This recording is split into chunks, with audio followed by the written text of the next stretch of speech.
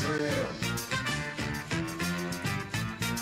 This is not a drill. This is real.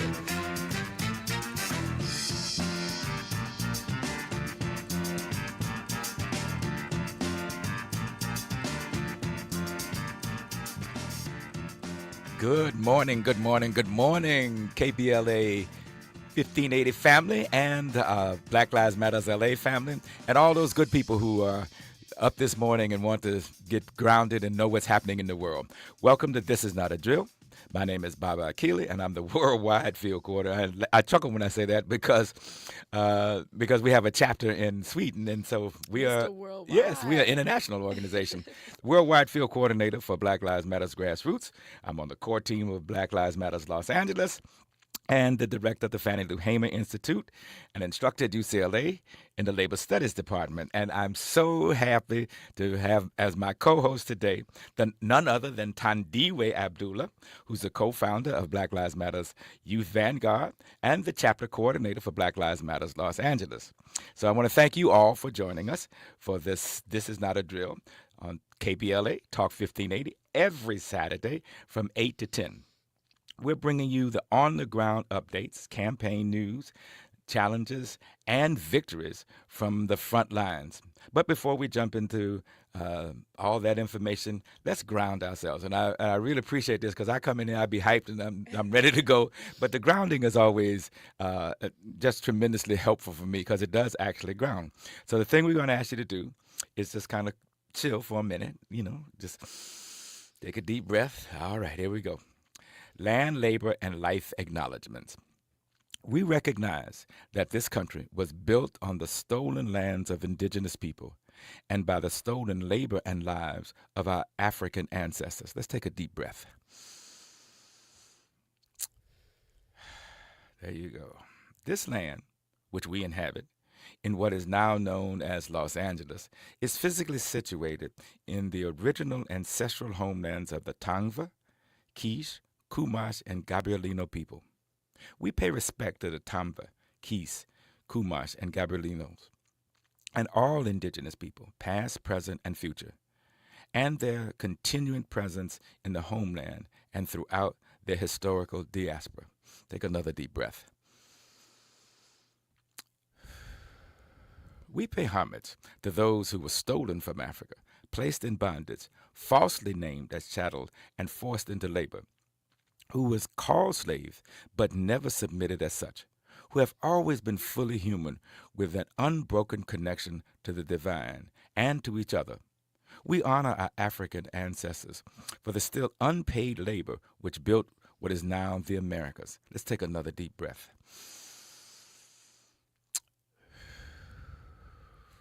And to our indigenous and African forebears, we commit to the continued struggle for liberation and reparations, for it is only through freedom and justice that we truly give honor. Ashe. All right. And I also want to say that today is the day that we lost Malcolm X, February 21st, 1965. Many of us remember his birthday, May 19th, but we don't remember the day that he was taken from us. And for many of us, this was a very sad day because we lost, as Ozzie Davis said, our bright, shining prince. And so let us remember and say his name, Malcolm X. Malcolm X. El-Haj Malik El-Shabazz. He had a particular influence on me. Even to this day, our lives paralleled in the sense that we both became conscious, or more conscious after being locked up. We went in one way and came out another. I went into prison, Greg Terry, and came out Akili. He went into prison, Malcolm Little, and came out Malcolm X. And so we remember him on this day and his contributions to us and how he I think, helped shape certainly the Black nationalists and the Black liberation movement. Last night, Black Lives Matters Grassroots film premiered at the Pan-African Film Festival. And on today's show, we're going to discuss the film and the world premiere with filmmaker Niel Anderson. And for more than a hashtag conversation, we're going to be joined by the family of Roger Forsum, the 23-year-old Black U.S. airman who was killed by a Florida sheriff deputy on May 3rd in his own home But before we jump into those discussions, we're going to jump into our headlines with Tandiwe. You're listening to KBLA Talk 1580. We got a lot to talk about. Not a drill. Only on KBLA Talk 1580. My perfect day has sand, salt water, and friends. But my moderate to severe plaque psoriasis can take me out of the moment. Now I'm all in with clearer skin thanks to Skyrizi, Risankizumab Riza, a prescription-only 150 milligram injection for adults who are candidates for systemic or phototherapy. With Skyrizi, most people saw 90% clearer skin, and many were even 100% plaque-free at 4 months. Skyrizi is just 4 doses a year after 2 starter doses. Don't use if allergic to Skyrizi. Serious allergic reactions, increased infections, or lower ability to fight them may occur. Before treatment, get checked for infections and tuberculosis. Tell your doctor about any flu-like symptoms or vaccines. Thanks to Skyrizi, there's nothing on my skin, and that means everything. Ask your doctor about Skyrizi, the #1 dermatologist-prescribed biologic in psoriasis. Visit Skyrizi.com or call 1-866-SKYRIZI to learn more. What's up? What's up? What's up? We got to laugh the pain away. Hey, KBLA delegation, happy Black History Month. Around here, we celebrate our culture, our community, and our contributions daily. But this year, as we observe the 100th anniversary of Black History Month celebrations, we're excited about our annual KBLA Talk 1580 Black History Month Luncheon, honoring comedy greats. On Thursday, February 26th at the Grammy Museum in downtown LA, we're toasting D.L. Hughley, Melanie Camacho, Earthquake, Munell, Dion Cole, and Martin Lawrence with a surprise guest appearance. A limited number of individual tickets for the luncheon remain, so now would be a good time to head to KBLA1580.com to secure one for yourself. That's KBLA1580.com. A little laughter goes a long way, especially in times like these. So come, join us for our annual KBLA Talk 1580 Black History Month Luncheon, Thursday, February 26th at the Grammy Museum. Again, tickets are available right now at KBLA1580.com. I hang around my boy, he been married for 6 years.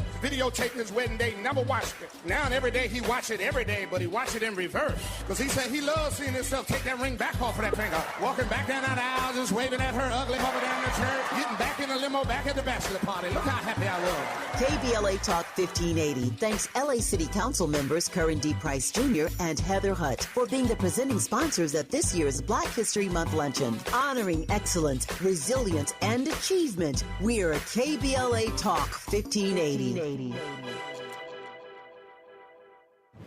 Unapologetically progressive. Unapologetically black. More now, BLM's This Is Not a Drill. It was Martin, Malcolm, Huey, Alvin, Marcus, Richard, Jesse, Adam, Carla, Gordon, James, Philip, Nat. Showed them not to play with us. Duke, Langston, Thurgood, Robert, Hank, Jesse, Jackie, Muhammad, Paul, Stokely, Mega, Webb. About 3 Benjamins, a good 2 Freds. Women like Harriet, Rosa, Ida, Shirley, Sojourner, Madam, Maya, Mary, Bessa, Ella, and Retta. Even baby Ruby was out here applying pressure. Gail, John, Booker, Sid, George, you nuts if you don't know who he is. Bayard, Charles, Roy, Carter, Cecil, just for drinking them white folks' water. All kings and queens, yes, for real. And to the ones that we lost, like Emmett Till, and all those is here, we gonna continue to hold it down. Say it loud, black, and I'm proud. It was Martin. All right, and welcome back to This Is Not a Drill. I'm Baba Akili, and we're on KBLA Talk 1580. I'm here in the studio with Tandiwe Abdullah, and we're going to jump into our headlines. And I'm so pleased to be here with Tandiwe because I've watched her grow, develop, and advance. And I think she's an example of one of the things I say all the time. The movement is in good hands. Good morning and welcome, Tandiwe. Baba Akili, he's always making me feel so good. Good morning, everyone, and happy 100 years of Black History Month.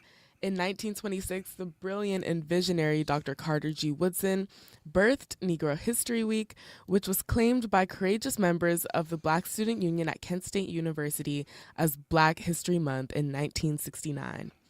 With the recent attacks on Black history and culture, we are reminded that our Blackness is rebellious. It exists outside the boundaries of state recognition.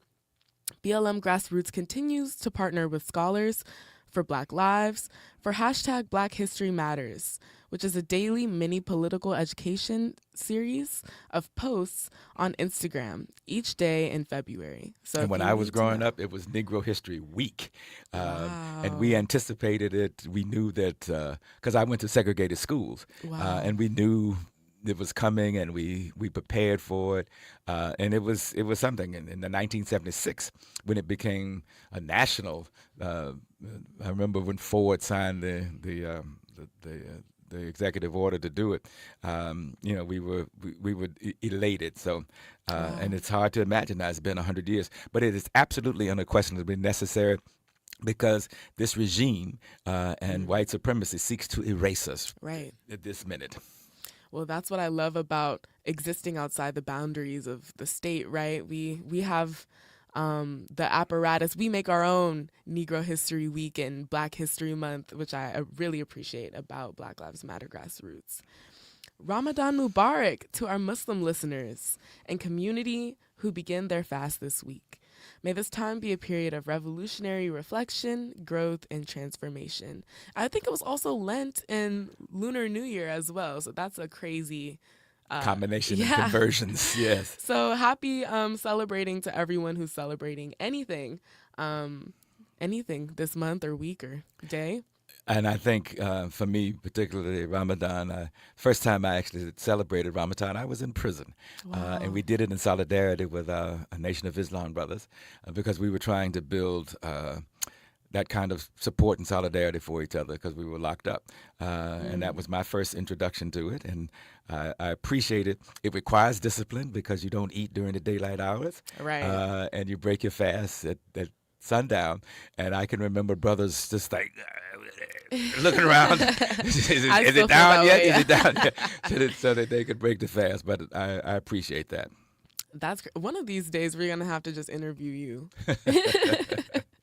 On Tuesday, the great Reverend Jesse Jackson passed away at the age of 84.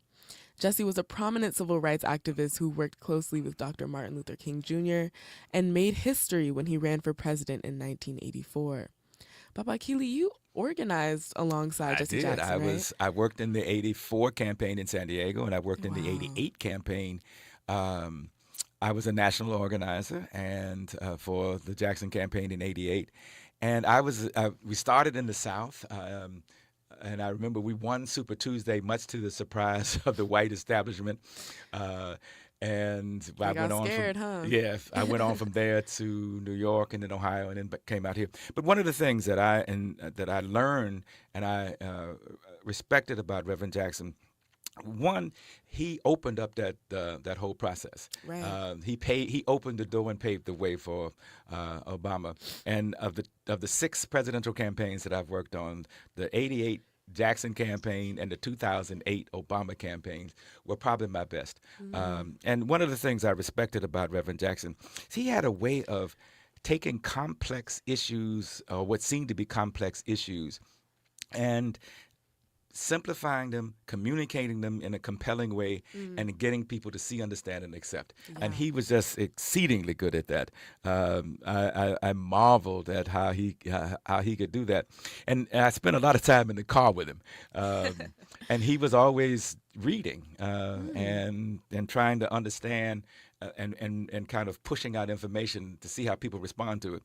And so his contributions he registered over 3 million people. And when he went into the 1988 convention as the second, he had the second most votes. So he really turned that process upside down, and he will be missed. I saw him, I guess, about 6 years ago, and he was, his health was declining then, but he was still very active then. So I'm saddened by his passing, but I have good memories of being with him, his capacity and how he moved our people. Ashe. On Monday in Savannah, Georgia, special education teacher Linda Davis was killed in a car accident when a man fleeing immigration agents ran through a red light and struck her vehicle. May she rest in peace. This Yes. story is just heartbreaking because not only was this black woman an educator, she was beloved by all her students, but the story of what happened to her, that they left her in this crushed car. They didn't offer her any medical aid, any first aid at all, and just left her to die. ICE is killing black people. And I think it's really about time that we start taking that seriously as a people. I don't know. What do you think about it, Baba Keely? Well, I think this is when you are moving toward or have an authoritarian state, and you've targeted a people that, and I've said this before, the way fire burns, it doesn't stop, Right. At a certain, it just goes, we're not going to burn this area. It burns everything. Yeah. And that's what this administration is. It's the fire of fascism and racism. And we, black people and other people of conscience, are being burned and destroyed by it. And this is an example. Keith Porter is an example. Certainly the two people who were killed in Minnesota are examples of what happens when you have a fascist and a racist in office. We've had them both before, but we haven't had them together like this. And I think, the sister Linda Davis is a tragic example of what happens when you have an authoritarian society. Yeah. May she rest in peace and in power.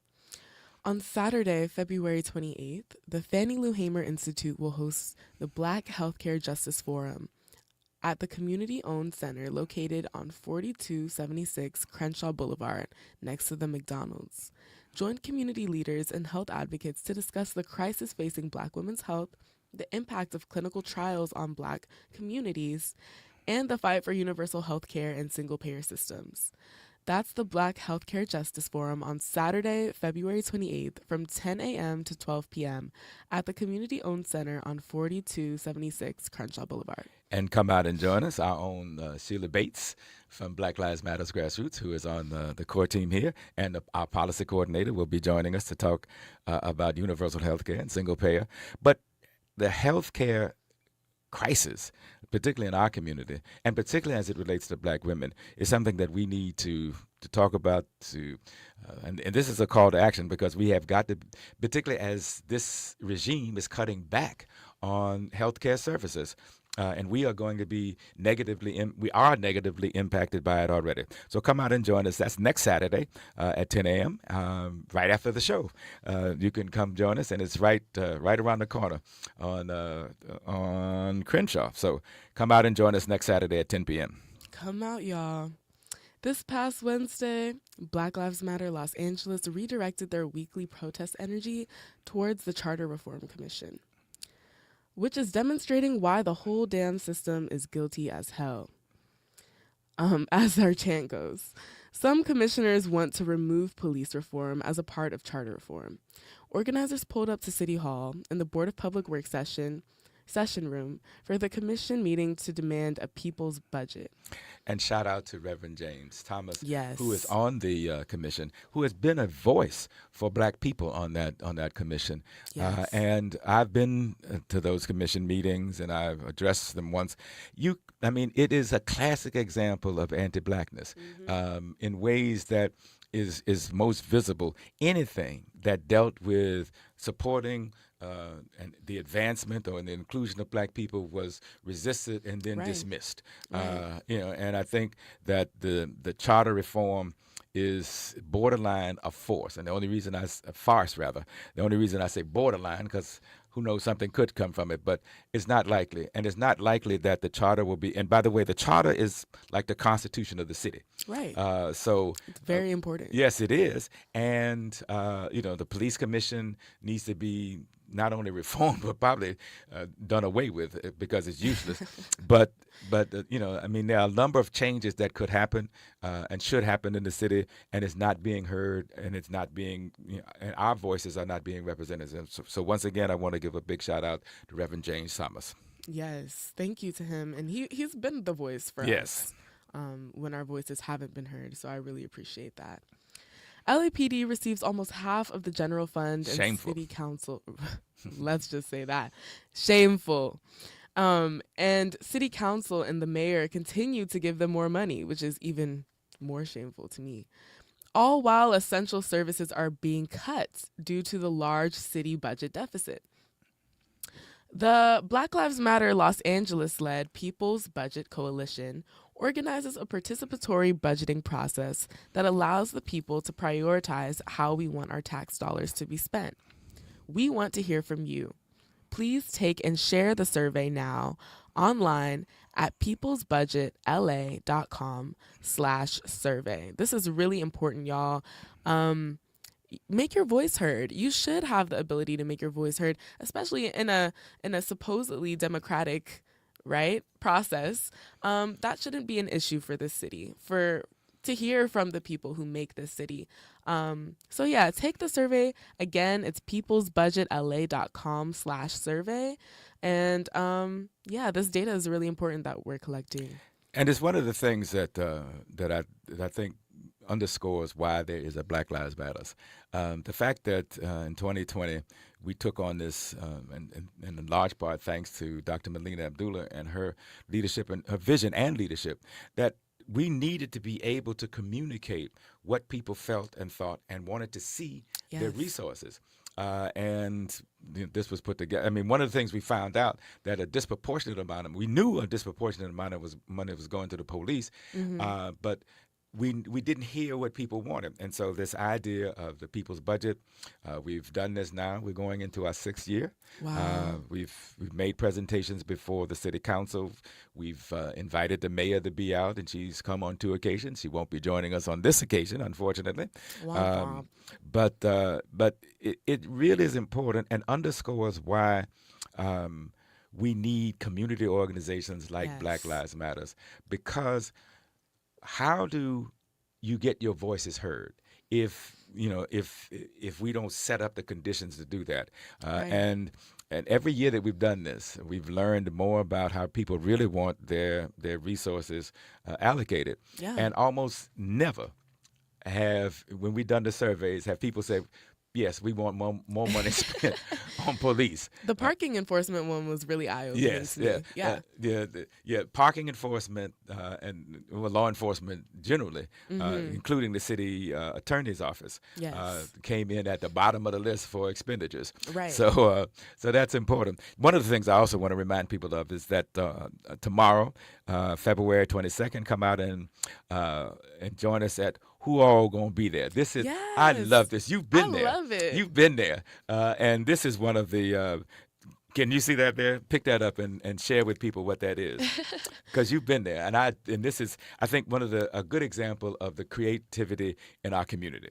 Yeah, I mean, especially as organizers, this work can be very heavy, and that's not to say that we need to stop talking about things, but we need to find spaces for revolutionary joy as well. And that's what I really appreciate about Who All Gonna Be There, is because it's unapologetically Black. It's also unapologetically pro-Black life. And life is more than surviving this vicious state that's out to get Black folks. So if you want to see some beautiful Black art, if you want to laugh and just shake off some of the pain and the stress, it's also a place where there is space to hear about what's happening in the community as well. But it's a space for Black comics. It's an all-Black comedy show. Which impromptu, no less. Impromptu, and that's the best thing I like about it. Yeah, it's improv. Yeah. So it's great. And I've gone a couple times, and I've just had a blast every single time. And I've gone. So when is it, and where is it? It's tomorrow, February 22nd, and it's at the Barbara Morrison Theater in Lamert Park Plaza. So come out. At 4305 Dayton Boulevard. And it's co-sponsored by Black Lives Matters LA Art and Culture Committee. And shout out to Yasmin. Yes. Amazing. And she has been the driving force behind that. And she has been the person that they help create it and help sustain it. And so come out again. It's tomorrow night. It's called We Gon' Be There. Who all gonna be there, rather. Yeah. Who all gonna be there? And go ahead. Oh, sorry. I just wanted to put one last thing. On Saturday, February 28th. Join us and join the Police Free LAUSD Coalition for 5 years of BSAP. That's right. Really important to me. I didn't know that you watched how long it took you've seen a lot of cool things happen in your life. But for me, that was one of the first really cool things that I had the pleasure and privilege of taking part in, was creating BSAP. And it took from... You may want to tell us what BSAP is and where this is happening. Thank you very much. BSAP means the Black Student Achievement Plan. And that was a policy that was put into place through hard organizing work, and it was mainly youth-led. And it was really important work. It was a coalition of folks, actually, young people, teachers, faculty, parents. So the BSAP program has helped a lot of Black people within LAUSD just feel supported in their studies. And so they're having a celebration at the Crenshaw Mall, 3650 West Martin Luther King Jr. Boulevard. Come and join us for a celebration of this policy and this movement-led program that has helped so many Black people in our district, and that I had a hand in. It's still helping people. Well, thank you so much, Tandiwe. That's a wrap for the headlines for this week. Stay tuned for our More Than a Hashtag segment with the family of Roger Forsum, the 23-year-old Black U.S. airman who was killed by Florida sheriff's deputies on May 3rd in his own homes. This is not a drill. This is KBLA Talk. Stay with us. We got a lot to talk about. BLM's This Is Not a Drill, only on KBLA Talk 1580. I'm Amber Payton with BIN News Now. President Trump says opponents... Good morning. I don't think you can't hear us, Ms. Fortson. I can hear you.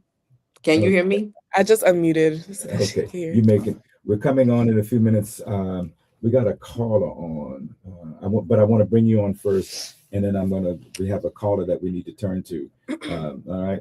So welcome, and thank you so much for joining us. And thank you, guys. I appreciate this. You want to be known just as Mika? Yeah. Because my name is Shantamika. How do you... Oh, I'm sorry. I couldn't hear. I just now turned on the sound. My name is Shantamika. Shantamika. So beautiful. You want to be known as just Mika or Shantamika? Yeah, so I just go by Mika since that's what they've been saying in the media, Mika Fortson. Okay. Well, thank you so much for joining us. We're going to have a couple of commercial breaks in our interview, so I may have to step in to kind of, to go to the commercials, and then we'll come back. Okay. Okay. We're going to start off with asking you to tell us more about who Roger was, because one of the first things we want to do is make sure people know that this is just not a name and a statistic. Right. It's a person. So we're going to start off with that, and then tell us about what's happening and how we can support you. So we're going to go through that. We got 2 commercial breaks in there, so I'll alert you to that. Okay. Okay. Thank you so much. All right. And we got a couple of callers. So, but we want to go to you first. Okay. Okay. Thank you. Interviewing world leaders and cultural icons, I am teaching everything I know. Don't miss your chance to be in the next room. Go to TavishTalks.com and get on the waiting list right now. That's TavishTalks.com. The conversation continues. Will you be part of it? Yeah, man. Getting around LA doesn't have to cost a lot. Metro has fares that fit every budget. 20 free rides for qualified riders through the Life Fare program. Free passes for students with GoPass and affordable options for everyone in between. Wherever you're going, Metro's got you covered. Visit metro.net/fare programs. KBLA Talk 1580. We've got a lot to talk about. Imagine a Los Angeles where everyone can thrive, where communities have access to the resources they need to succeed. That's the vision of Detours Mentoring Group, Inc. Their They're dedicated to improving life in LA County by providing educational support, employment assistance, and spaces for community engagement. By 2050, they want LA to be the best place to connect, create, learn, live, and play. They're working toward an education system that's well-resourced and culturally responsive, becoming a hub for artists and innovators, and making sure everyone has access to healthy food, quality healthcare, and safe housing. It's about building a future where we all have the chance to succeed. We invite you to learn more about their mission and get involved with Detours Mentoring Group, Inc. This is a community call to action from KBLA Talk 1580.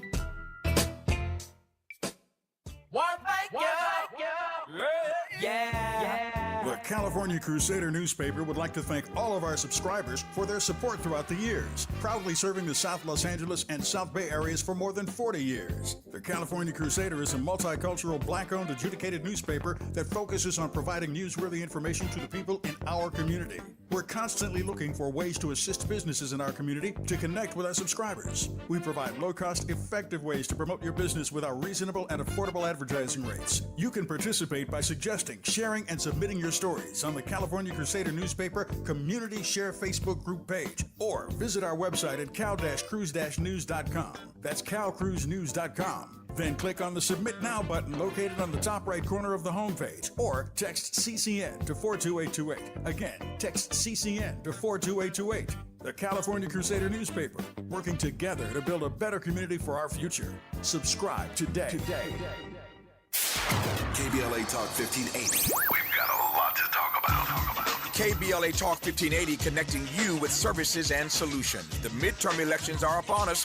It is voting season once again. Common Cause's motto is fighting for the democracy we deserve. In service of that goal, Common Cause puts its state and national policy expertise, massive network of grassroots supporters, and nonpartisan approach into action to strengthen our democracy against the challenges we face today. They work at every level of government on priorities that impact each of our lives, like defending the right to vote, limiting big money's influence on our elections, holding public officials accountable, and more. Common Cause is a nonpartisan grassroots organization dedicated to upholding the core values of American democracy. They seek to empower all people to make their voices heard in the political process. This election may be the most important one ever. If you'd like to make a donation or volunteer in service to the Constitution, please visit commoncause.org. That's commoncause.org. This is a community call to action from KBLA Talk 1580.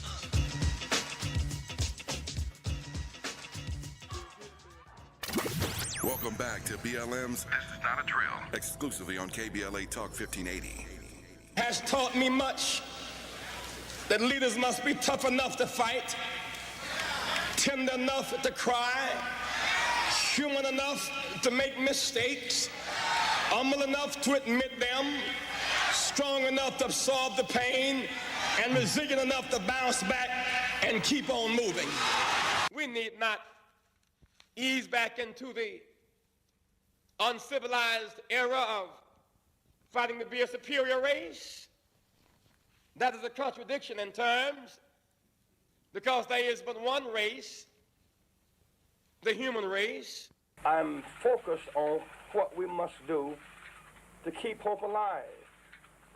Anger reflects a crisis in emotions and therefore irrational behavior. And you're listening to This Is Not a Drill. I'm Baba Akili, and we're live on KBLA Talk 1580, and we're listening to excerpts from Reverend Jesse Jackson.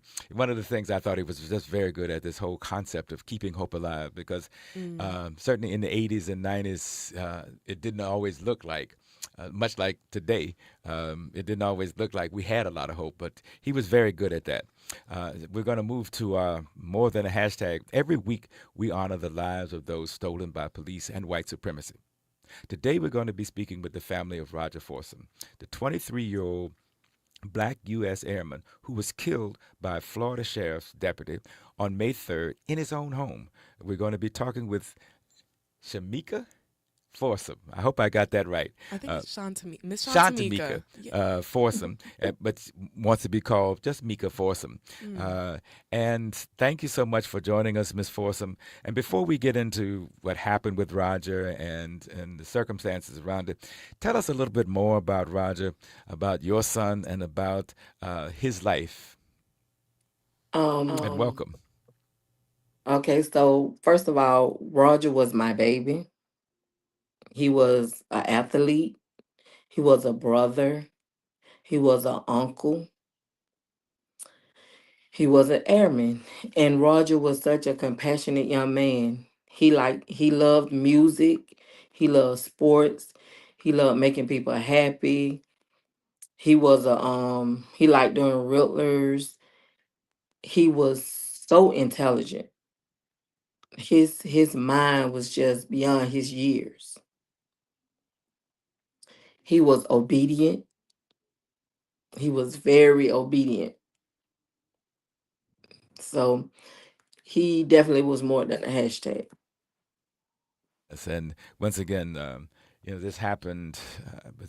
How long ago has it been? And we want to offer our condolences, but also thank you for joining us. I know you've been in touch with Rapid Response Coordinator Andrew. Joseph. Yes. Andrew Joseph, yes. The Andrew Joseph Foundation, I thank God for that foundation. Because if it wasn't for them, I wouldn't be doing none of this. I did not know what to do. That's why we have the whole. That's why the Black Lives Matter Grassroots has a whole rapid response team and the whole rapid response and the whole justice families. Is because unfortunately, too many families go through what you're going through. Right. We're glad to be able to offer that support. Tell us a little bit of what happened and how his life was stolen. Right.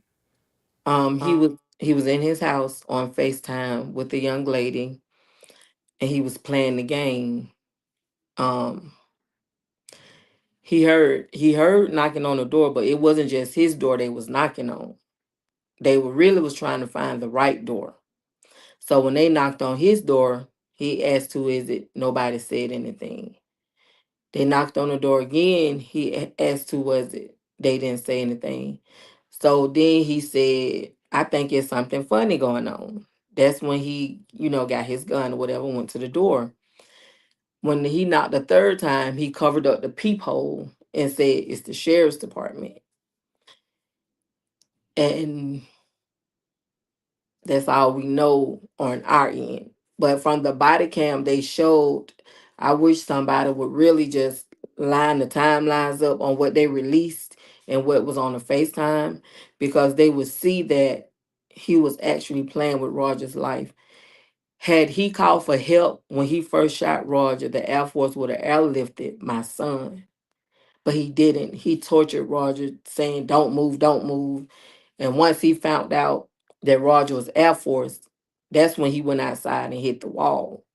Like, we literally watching them on FaceTime just stepping over him while Roger begging, can you please help me? Please help me. I can't breathe. Can you help me? And he had no remorse. He had no remorse for me. And I'm not a soothsayer, or I can't tell the future or read nobody's mind, but I feel like once he got that phone call, he knew he was gonna kill my child. He killed Roger when Roger opened the door. First, no, he killed Roger when he knocked on the door. He killed Roger when Roger opened the door. He killed Roger when he shot him and Roger was falling and the gun fell out his hand. He killed Roger when Roger was on the ground and he still shot Roger. And the gun was nowhere near him. Even in reading the police report, it said he was still shooting Roger and the gun wasn't even in the frame of his body cam anymore. They couldn't even understand why he was still shooting him. And said when he told Roger to drop the gun, said Roger told him, I don't have it, it's over there. And he told him again, and Roger said, I don't have it. So for me, Roger was killed with malice. But because he's an officer, he has to be treated gently. He gets all these favors and all these special privileges. Yet me and my family, we have to fight just to get up and put our pants on our legs instead of on top of our head. And kids are still getting killed. People are still getting killed. What is the name of this Florida sheriff deputy that killed Roger? Um, Eddie Lee Durham. The reason I ask that is because we have a tradition here. We want to know and the name of evil. We want to, if, as you said, what he did, was completely unnecessary. Roger was in his own home, and to this day, I mean, and one of the other things I want to talk to you about is you're going to be going back to trial on March 9th, from what I understand, and what has been happening around that. But we want to. We always want to call out the name of evil. Yes. You can't reintegrate this kind of evil into society, Yes. right? You can't just have murderers walking around, especially when they're claiming to be, qualified to be quote unquote law enforcement. No, you break the law all the time, especially when you're killing our people this way. And, it really makes me think about my grandfather who was, drafted in Vietnam. Right. He told me when he came back, he saw people still getting lynched, right? So what do you have to do as a Black person to be recognized, for your life to have meaning, right? He was an airman. He was in the Air Force. What does that mean? Like, if the police can still kill you, right? What do you have to do to prove our humanity? And it's just heartbreaking, this story to me. And Mika, we've invited members of the community to call in at 1-800-920-1580 to join the conversation and share their thoughts and have any questions or comments. And we do have a couple of people on the line. So, Mika, if you don't mind, we're going to invite in some people. So we're going to go to Natalie. And right after Natalie, we're going to go to Lynette. Natalie, welcome to KBLA Talk 1580. This is not a drill. Hi, BLM family. Hi, Miss Mika. Hi, how are you today? I'm numb. We're in Trump America, so I can't say good. What's going on? Any questions from Ms. Forsum or comments? More like comments. I'm sorry for your loss, coming from a mother that has 2 Black sons, and they're seeing this, and this shouldn't even be still going on, especially in Black History Month, and especially in a time that our civil rights leaders have fought for us to not go through this again. I'm so sorry how evil and heinous your son was killed. Well, thank you for that. I appreciate it. And the other thing we want to get to, any other questions or comments, Natalie? And thank you for calling in. You're welcome. I want to say I'm proud of you all, Baba Akili, my sis, Tandy Way. I'm proud of your leadership and y'all waking up Black America. Y'all waking up America, period. And yes, I also want to say abolish the police and F Chicken McDonald. He need to get removed. And F Trump America. And Black Lives Matter. And prayers to your family, Ms. Forson. Thank you so much. Thank you, Natalie. Thank you so much, Natalie. Ms. Forsum, and then Lynette, we're going to get around to you. Ms. Forsum, you'll be going back to trial, is that right? And tell us a little bit about the trial itself. Usually this kind of thing, they claim. What do they claim that they felt threatened? Threat for their life or something, kind of thing. So you're going to trial, and is this a criminal trial or a civil trial? Criminal. First, you guys said something that was very important, and I didn't want to skip over it. The fact that you guys used the word evil, that is so important. Because, once we use the R word, they sweep our babies under the world. But by you saying it's an evil or hatred, it keeps the narrative alive. So, first of all, I want to thank you guys for that. I always say evil because that's what it is. It's an evil. But as far as the trial, it's a criminal trial. And right now, for me, it's like the good old boy system. They tried to exhaust me. That didn't work. So they had the judge to accuse herself, and they put another judge on the case.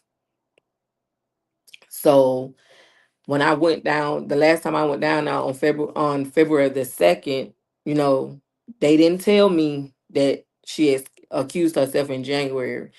And from the victim advocate, when she saw the new court date, she asked them, should she call me? They told her, no, just wait. So for me, you wanted me to come down there. And I did come down there. Me and my family, we came down there. And that's when we found out that we have a new judge. And now it's, I can't say this, I can't say that, I can't do this, I can't do that. But this man is living his best life. We're not going to court for pretrial. We're not going to court for bond hearings because he's out on bond. We're going to court for things like he want to go to his son's graduation. He want to go on vacation with his family. And I think that's a slap in the face for the fact that Roger was something bigger than even what he was part of. And the fact that he was military, he know what that means. So this is not just a deputy. He's ex-military. He has a family. He has a wife. And they're trying to exhaust us and get us tired or whatever the case may be. And I don't think it's going to work. And Miss Forsum, is he being tried for murder? What is he being tried for? Manslaughter. They said they can't try police for murder. Oh, okay. Whatever that means, right? Yeah. Wow. Okay. Well, he's being tried for manslaughter. Correct. And when do y'all go back to court? We go back to court on March the 9th. Up. All right. And Ms. Forsum, I'm going to go. We got one more caller, Lynette, who is on the line.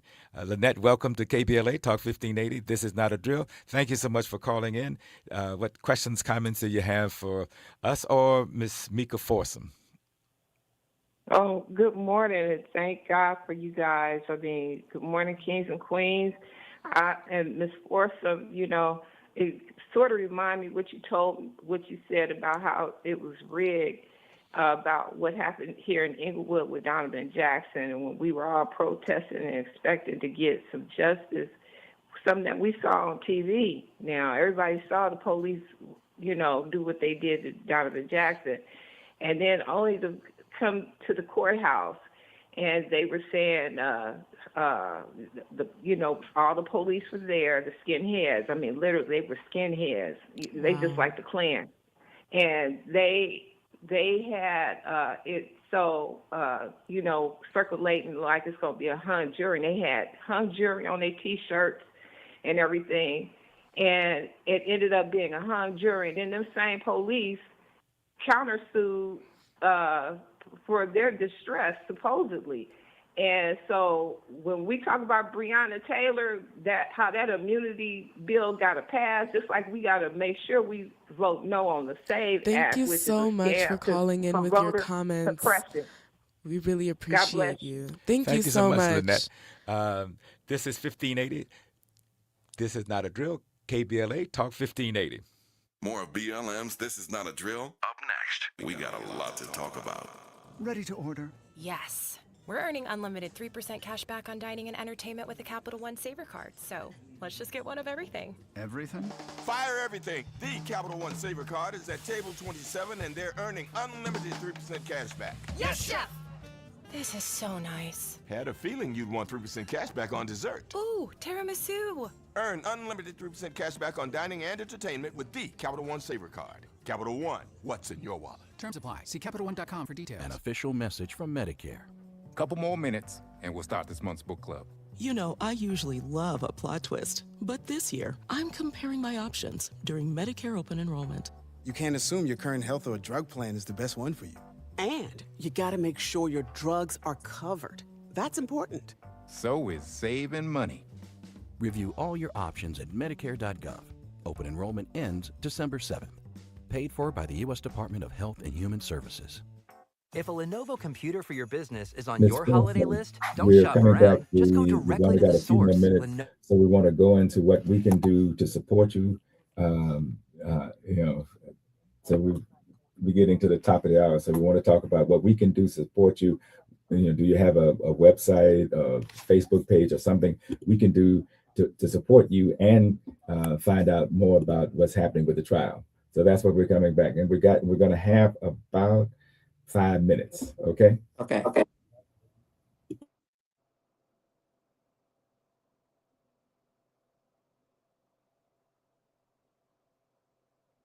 I can't hear you. The 23-year-old black man, U.S. Air Force black man, who was killed in Florida by a Florida deputy on May 3rd. Ms. Forsum, tell us how we can support you in your struggle for justice and how we can follow what's going on. So we have a page on Facebook. It's called Justice for Senior Airman Roger Fortson, and I need everybody to put him back in the algorithm. I know everyone can't come to Florida, but if you can share his name and his picture twice a week on your social media, that would do so much for him. That would do so much. My baby made a statement. If I die tonight, I doubt the world will change. I just hope they don't forget my name. And I would just ask that everybody could do that. He has his own day, which is April the 15th. I wish everybody could say Happy Hot Rod Day. If our president can have people to say it with all this adversity, I feel like I could get people to at least on April the 15th to say Happy Hot Rod Day, a Happy Senior Airman Fortson's Day. And it'll put him back in the algorithm, and it'll let them know we're not going to keep forgetting our peoples. Once the court days stop, we still have to honor them. When I was in school, we did Black History. We honored Martin Luther King, Rosa Parks. We still have to do that with George Floyd, Breonna Taylor, Trayvon Martin, Andrew Joseph III, Jaden McKenzie, Eric Holmes. It's a lot of kids got killed that wasn't global. And we as people looking at social media, they have all the advertisements for collagen, um, all this stuff, buying all this other stuff, black girl vitamins and all that. We need to put these kids back in network. If you want to play your ad, put the kids back in the network. We have a lot of kids that we have to fight for. And if we don't remember the ones that died before Roger, we're going to keep losing our kids. I just feel like because they know, okay, we moving to the next one. No, we're not moving to the next one. We taking that one with the next one. We're not leaving nobody behind no more. We're not leaving no kids behind anymore. All these kids' life are precious. They're not a hashtag. They was a fetus. They became a baby. They became a son. They became a daughter, a mother, a auntie, a cousin. It's very important for the world to always know that. If you really standing with us and you care about us, show us. No more telling me at the barbecue. I should see Roger picture every day. We should still be seeing, we should see Trayvon picture every day. That was a baby. Even though they celebrate his heavenly birthdays, he was a baby. Andrew Joseph III, he was 14. We should still keep sharing everybody picture, not just Roger picture. All the kids that have passed, they're not a hashtag. They was part of somebody's heart, somebody's spirit. And it's not fair for the court proceedings to stop, the media to stop, and we don't do it. We don't control the media, but we should be able to control our social media. And we're going to Information with us, the date that you talked about and the social media. Share that again with us and say it as often as you can, because you're right, we shouldn't forget and just move on. So share that information with us again, one on how we can follow you and get in touch with you, and share that date with us. The date is April the 15th. It's Senior Airman Fortson's Day. The on Facebook is Justice for Senior Airman Roger Fortson. If you can't get into it, if you type in his name, Roger Fortson, everything about him will come up. And we just need you to start sharing his picture. Share his picture. Share his picture on your Instagram, your TikTok, your WhatsApp, your Snapchat, Twitter, Senior Justice for Senior Airman Roger Fortson. Justice for Senior Airman Roger Fortson. Please share it now as much as you can. If you can get the kids that be on the phone and play Roblox, if you don't feel like doing it, just be like, hey, grandbaby, share this for me. I know you can do it because I do it. I have my grandkids making videos and everything, even though it's more personal to them.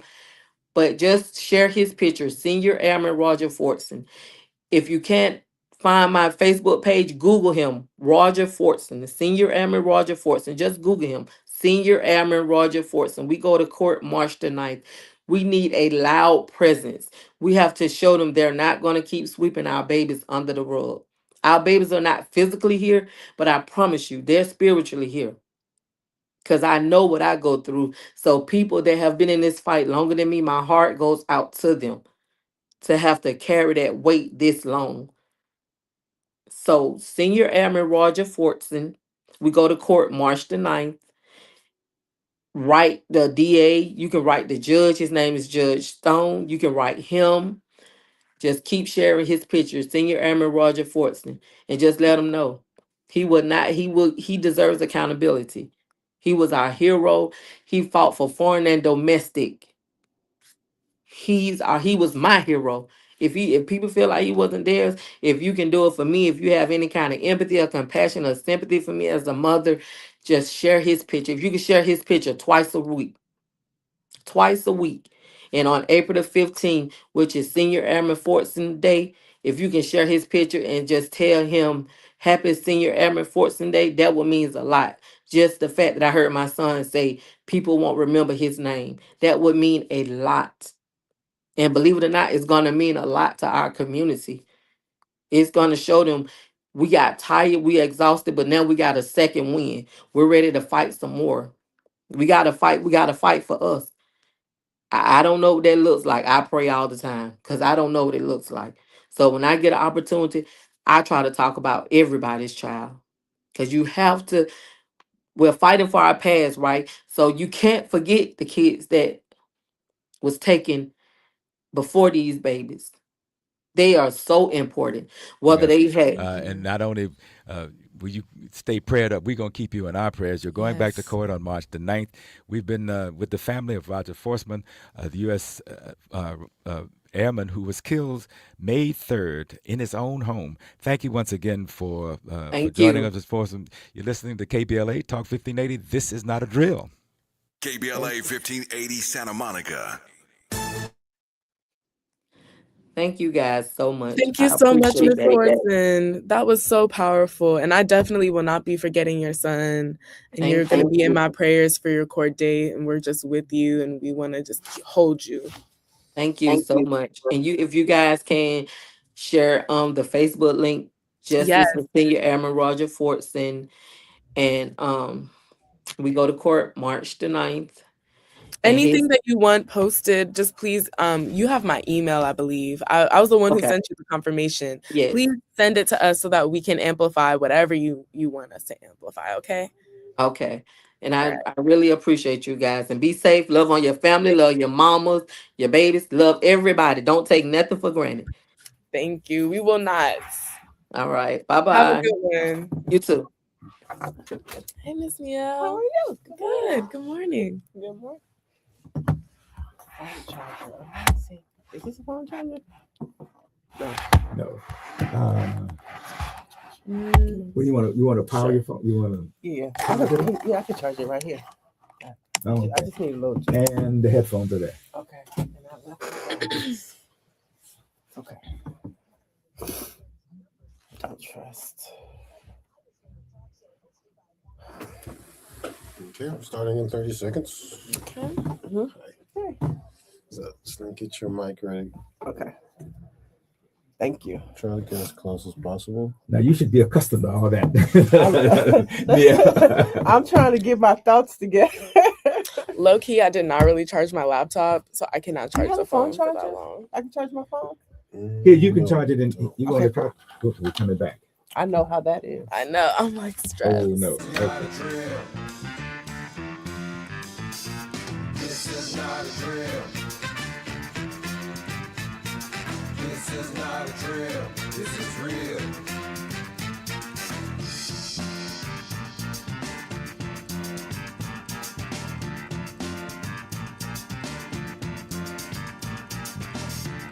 And good morning again. You're listening to This Is Not a Drill. I'm Baba Akili. I'm in studio with the co-host Tandiwe Abdullah. And we're live at KBLA Talk 1580. And on today's show, we're going to be discussing Black Lives Matter's Grassroots film and world premiere last night at the Pan-African Film Festival. And it was just... it was a delight. Yes, I floated in here after after seeing it. It was really good, really and I would call it the movement. Yes, can't be stolen. So that would be my name. And this morning we are joined by the director, Niel Anderson. Niel is a multimedia journalist and the founder of PLB Media, a media production company that focuses on curating and producing content from the Black perspective and experience. She is recently directed the film that was narrated by Chuck D. Niel, thank you so much for joining us. It was first of all, we had a full house. That was the first thing. Yes. And then secondly, the best thing about it for me was, since I've been with Black Lives Matter pretty much since we got started, I could see the progress. I could see the development. I could see the advancement. And it brought back a lot of memories to me and stuff, good memories. So thank you so much. This was a great time last night.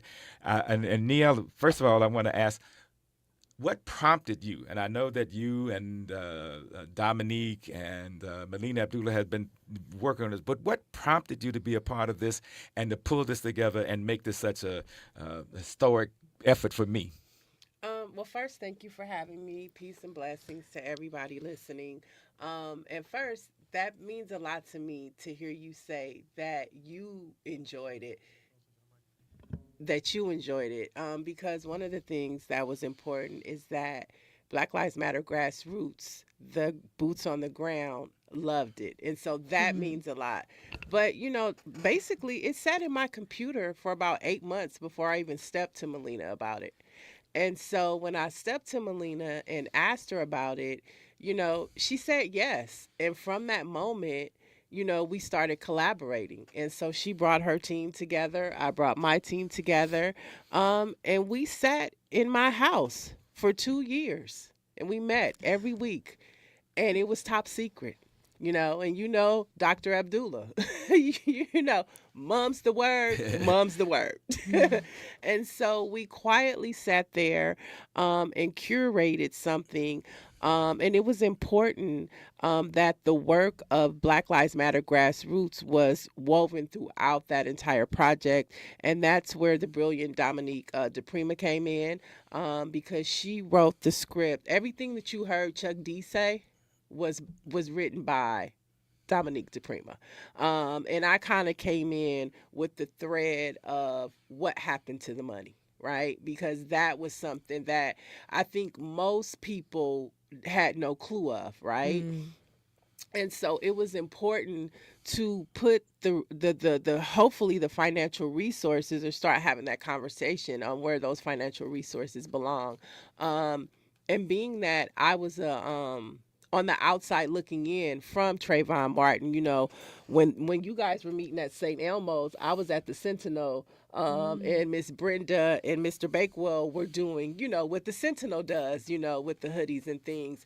And then I also had the opportunity, to work with Patrice on the Reform LA jails. I ran the field campaign. So I was watching White People for Black Lives bring in all of those signatures. I was watching, Dr. Abdullah and Grassroots bring in signatures, and Jasmine Canick and I were going to the Black churches, And so we watched, Patrice not make a ton of money, but bring in a ton of money. And the money was going to the right places. It was funding the campaign. We were providing jobs to the community. But that's where I saw the switch, because we got the signatures, we got it on the ballot, and then it was like, well, we're going to go in a different direction. And so then I saw it from two different perspectives. And so that's what I was able to bring to the conversation is, that thread of the financial resources. And so I think we put together a perfect combination to put this thing together. It was done with a lot of love, a lot of intention, and that's what you saw last night. And saw and felt last night, because I think Amen. that's the other thing that sitting there, particularly in a full house, the people around and the impromptu clapping that came. I thought that was really It was definitely a black audience. Yes, Like, yes. lots of ad libs, lots of clapping during the Right. movie. It was definitely. It felt like we all participated, which I like. But it told our story. It told our did. story in the best way that could be told. And once again, having lived through most of this, all of it really, I sat there thinking, oh, wow. I mean, so that was the benefit for me of seeing our progress, seeing our advancement, seeing the other thing that happened, and you made reference to it. And one of for me, the narrative and explanation about who we are, how we've developed, and what are some of the things that happened, I think was absolutely necessary, because too often if you said you were on the outside, if people don't know and you don't explain to them, then sometimes we take the worst position, Right. and we tend to believe that. I want to invite people to call in at 920-1580 to talk about the premiere of the film last night at the Pan African Film Festival, and I think it was most appropriate that it be premiered there. And let me tell you something about that. Please. So we were talking about, other film festivals, ABFF and Tribeca and Martha's Vineyard. And so Dr. Abdullah was like, well, we can't do any film festivals unless we start at the Pan African Film Festival. Absolutely. So that's when, we go into overdrive, because I'm like, we have to be in the film festivals this year. So if that's where we have to start, that's where all the chaos and like, we got to get this done. We got to get this done, because if that's where we're launching, then that's where we're launching. And so it was a rush. There are a couple tweaks that we need to do to it. Not many, because you don't want to take away from what was presented last night, which was the story of Black Lives Matter Grassroots. And it was important that we were objective, right? In telling the truth and being not being biased or picking a side. It was just the truth, and the truth spoke for itself. And my Dr. Melina Abdullah is on the line, but my subtitle would be for this would be for the premiere, would be for the film, That Clean Glass of Water. Yes. Melina, come Dr. on, jump in Melina. and talk about The Clean Glass of Water. And this was a highlight for me. Dr. Melina Abdullah. Yes, Dr. Melina Abdullah. Melina? Well, Tandiwe and Baba Keely and Niel, I'm so grateful to be in community with you all. Niel, I just want to say thank you for asking us to tell our story, because we're moving so fast, like it's very difficult to carry the movement and also tell the story of the movement at the same time. So it takes storytellers like Dominique and Niel to say, let's tell the story. So Niel said, let's tell the story. You got to tell the story. And so for the last 2 years, secretly, we've been telling the story, and I'm so grateful to be a part of it alongside you. Of course, Tandiwe knows what I feel, and Baba Keely, I think you do too. I would like to, there's so many stories and parts of the story to tell, different lenses to come from that. There's a lot more. So I know we've already started talking about, well, what's the follow-up? And so we're working on that. But Niel, I'm just really, really appreciative for your invitation to do this.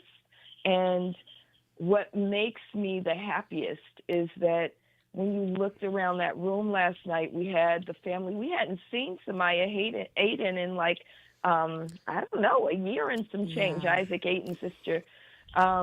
Roger Fortson's sister was there, so I wasn't able to hop on when Shantamika was on, but Raven, his sister, was there, and she texted me after and was like, thank you for saying Roger's name.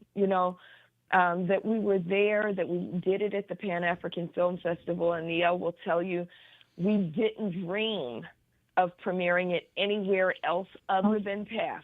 Like every time another film festival came up, we were like, nope, got to be at PATH before we think about anything else. Got to be at PATH. So we're grateful to them for letting us on.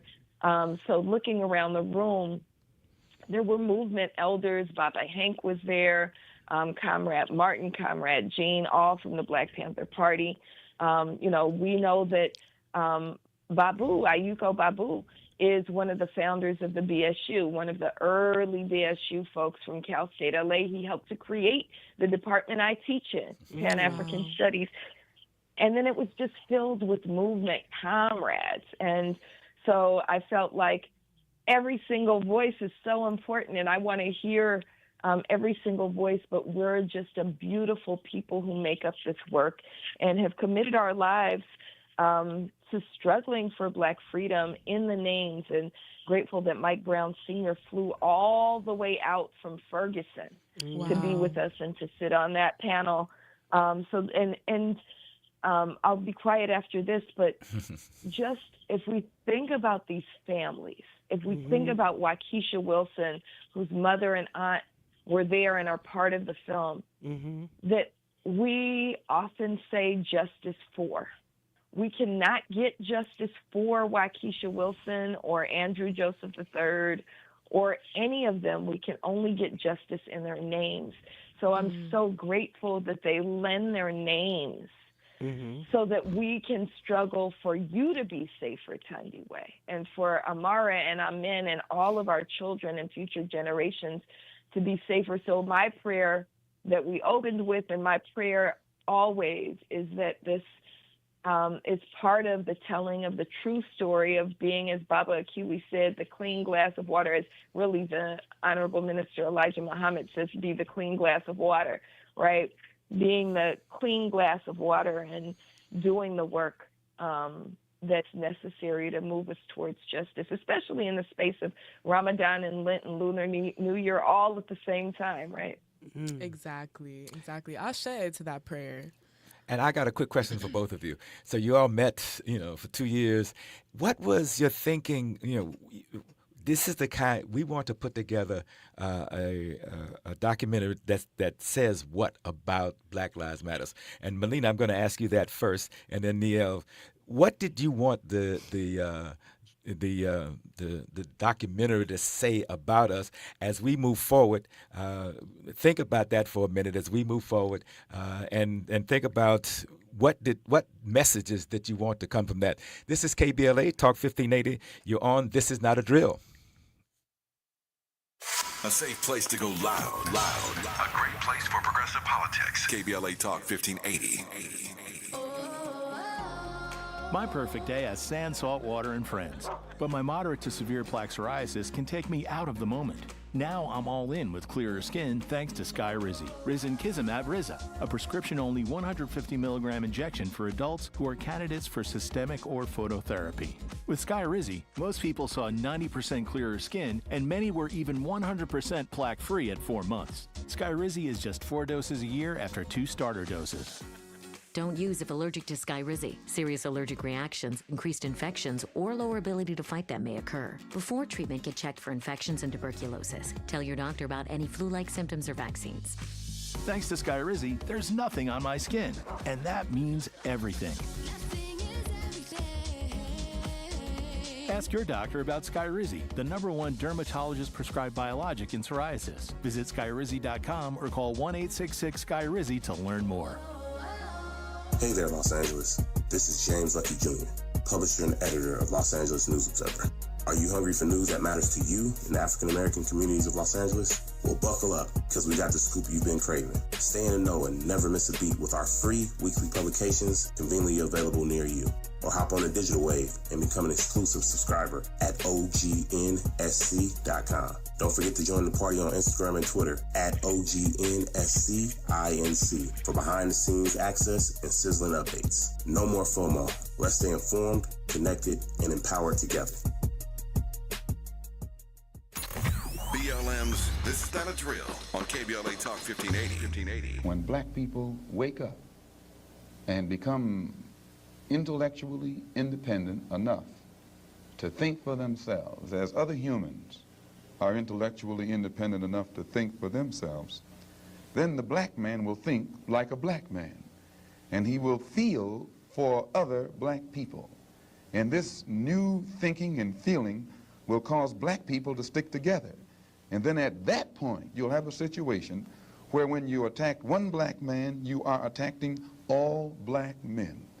And this type of black thinking will cause all black people to stick together.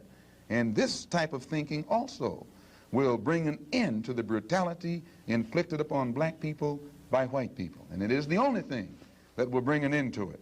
No federal court, state court, or city court will bring an end to it. It's something that the black man has to bring an end to himself.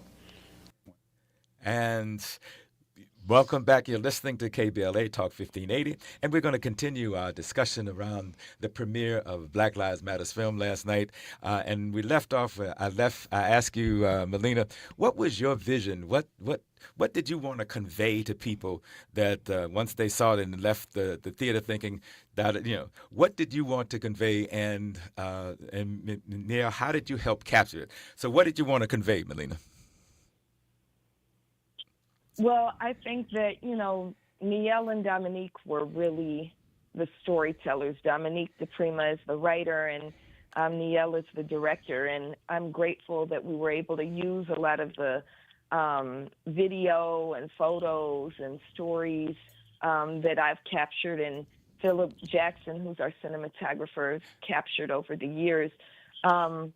What was there is, one, when Black Lives Matter was born, when we birthed Black Lives Matter, because we birthed Black Lives Matter in Africatown, in Lamert Park, July 13th, 2013. When we birthed Black Lives Matter, it was regular people doing the work. It was you, Baba Akili, buying them $1 burritos that aren't $1 no more from El Pollo Loco, right? It was us doing the work, and it was Tundiwe. I thought your voice was so important, that it was also you being willing to, because you chose it too, right? It chose you, but you chose it back, right? To invest your childhood from the time that you were 10 years old, be a part of this movement. And before, right? Before BLM, you were already junior freedom fighters. So that the movement was pure and of the best intention and sacred work. We call it our sacred duty. Two, that the movement was stolen. And Niel, this is her title, and she's right, stolen. That the movement was stolen by a band of thieves who line their own pockets and vacation in places like Israel on the money and the resources that came in out of Mike Brown's spilled blood and out of Baba Akili. We don't talk about you getting beaten at the hands of LAPD and dragged from microphones and put in jail, right? That was money that was meant to support our investment and honor the lives of those who are more than hashtags. So that's number two. Number three, that even though they stole the money, the platforms, and in many ways a good name, the work is still moving. And we're still doing the work, and the work is righteous and important, and it goes all the way up to Keith Porter, which now, there's much more than Keith Porter, but every single day we're working for justice. I'll be quiet after this. If I were to do anything, it would be to also say, because Tundiwe and I have talked about how Los Angeles is to BLM what Oakland is to the Black Panther Party. So we're absolutely the birthplace. And there's 52 chapters, though. So if I were to do anything else, it would be to tell the stories of, maybe not as fully, but of what's happening in Twin Cities, of what's happening in Boston, of what's happening in Tampa and Atlanta and all of these and Sweden and all of these 52 chapters. So to figure out how do we also do that. But those are the three things. The movement is pure. It started pure. It was stolen by some unrighteous thieves, and that the work is still going through Black Lives Matter Grassroots. Yep, and which is why I would add movement building, because that's the thing that just kept coming through to me. That no matter, yes, they've stole some reason, but we're still building. Right. So, Nia, what was your thinking in developing the message, and what did you want the people to get? I'll start. Malcolm X said a quote, and this really resonated with me throughout. He says, "I am for truth, no matter who tells it. I'm for justice, no matter who it is for or against. Truth does not change, only our awareness of it." And so I think last night people became aware of who's actually doing the work. And the big question for the community, because sometimes I think, when we're doing this work, when you guys are doing this work, you become in a bubble. And so Right. what are people really thinking? What are the questions people are really asking about Black Lives Matter? And it's always about the money, right? So how do you meet people where they are and bring them in and make them aware, right? And so that was the thinking for me. How do you meet people where they are? That's why we started with where we started, because Right. that's the number one question. What happened to the money? You heard about the house. But once we got their attention, then you got a history lesson about where policing comes from. The origins of it is slave catching. To be able to show a sheriff's badge today and a slave catcher's badge from back in the day, and then bring them into the progression of the movement, how it started, and then have an A-B story, right? The A story, the movement. The B story is what happened, but the divide between the organization, and then it's switched sometimes that would be the A story, and then the movement would be the B story. Right. But that was keeping the people engaged, and making them aware that Black Lives Matter is still on boots on the ground, chapters all across the country, All around the world. and I didn't really get to expound on when I say, how you guys are at the police commission meeting every week fighting for Black lives and for justice while people are at work, while they're feeding their kids. You know what I'm saying? Yeah. Not even thinking about, you guys are there every week fighting for us. You know what I'm saying? Like, you elect a president. You don't think about all the stuff that happens. You just expect them to run the Right. country, and you vote for them and you feel safe. I look at Black Lives Matter Grassroots as that type of energy. I don't have to worry about it because and it's selfish, right? Yeah. But you guys are there on the front line. You know That's what I'm we're here saying? to do. Yeah. That's why we're here. Right. And so I want to make one correction. The whole thing was about stolen, but Dominique actually came up with the title Stolen. Oh, wow. So the title is Stolen: Money, Trust, Movement. And so it was a collective of just, and sometimes, it was like, no, there's too much, about the money being stolen. And then it's like, well, no, we have to talk about it. So we had to find a balance, Yeah. and we it's were not going just about the money, like you were saying. It's about the trust. It's about the movement. It's Right. about, the name. The name, What right. organizing even is. Because organizing is not stealing money. Organizing is not Right. going to galas and, Right. doing little brand deals and stuff. As a lifelong organizer, I can say that I've a lifelong organizer like at how you say 22. Right. Well, the movement did raise me. Yes. And, when it had that footage of Ferguson and it was looking like a war zone, I was thinking like, wow, I was 10 years old there. And there were other children there. I remember like firsthand seeing all the kids, who were raised in that space as well, who were out there trying to, fight for their own lives and for their own future. And they were being tear gassed, right? Right. They were being shot with rubber bullets. That's organizing. Right. And I think of all the people whose blood was spilled, right? Who joined in the streets, who were disappeared even for doing this work, who are locked up now, right? For doing this work. And I just think that this storytelling is so important because when you're an organizer, you don't have time to go and debate every single thing. They're like, well, my work speaks for itself, but oftentimes it doesn't. Right. So thank you. Yeah. And doing the research on this project, something that stood out to me the most, when we thinking about where the origins of Black Lives Matter was in Los Angeles, and to see somebody from Atlanta having possession?